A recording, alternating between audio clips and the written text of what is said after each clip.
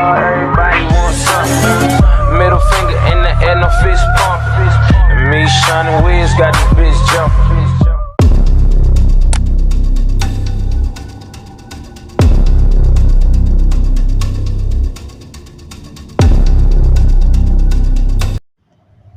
Bismillahirrahmanirrahim. Assalamualaikum warahmatullahi wabarakatuh.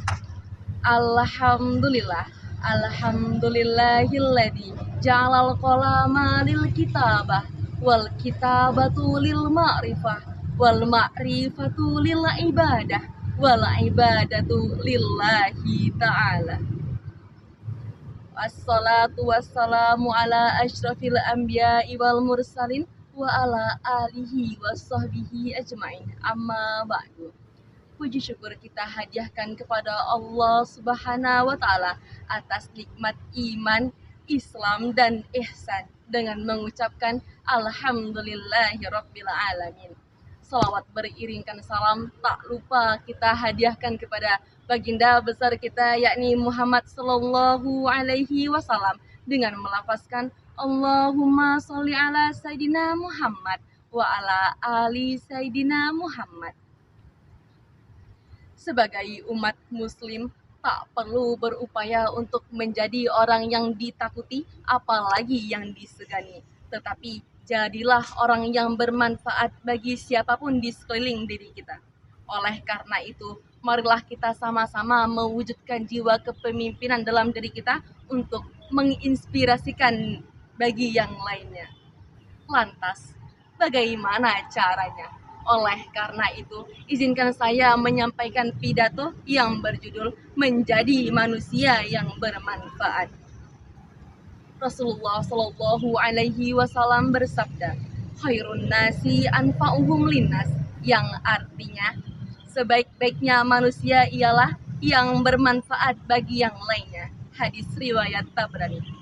Menjadi pribadi yang bermanfaat adalah salah satu karakter yang harus dimiliki oleh umat muslim. Seorang muslim lebih diperintahkan untuk menjadi manusia yang bermanfaat, bukan hanya mencari manfaat dari orang lain, apalagi memanfaatkannya. Manusia diciptakan dengan tujuan menyembah Allah Subhanahu wa taala dan memakmurkan kehidupan di dunia. Dua tujuan ini menjadi tugas manusia, tugas yang takkan bisa dilakukan oleh makhluk lainnya. Mengapa Allah Subhanahu wa taala menunjuk manusia sebagai khalifah di bumi? Tak lain dan tak bukan itu karena manusia memiliki akal dan budi yang membedakannya dari makhluk lainnya. Lantas, apakah kita pernah berpikir, apakah kita pernah bertanya kepada diri kita sendiri, mengapa Allah Subhanahu wa taala memberikan kita kelebihan harta, kelebihan ilmu, nikmat kesehatan, dan nikmat yang lainnya? Tak lain dan tak bukan, itu hanya untuk menjadi manusia yang bermanfaat. Hadirin wal hadirat rahimakumullah. Allah tidak menyuruh kita untuk menjadi orang yang ditakuti oleh orang lain dan juga tidak menyuruh kita untuk memiliki jabatan yang tinggi demi dikenal oleh orang lain. Tetapi Allah hanya menyuruh kita untuk menjadi manusia yang bermanfaat bagi sesama. Lantas, mengapa manusia harus menjadi manusia yang bermanfaat bagi sesama?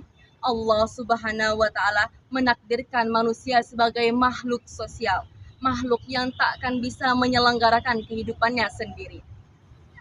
Seberusaha apapun ia, semandiri apapun ia untuk menghidupi kehidupannya sendiri, maka akan ada masanya ia meminta pertolongan kepada orang lain.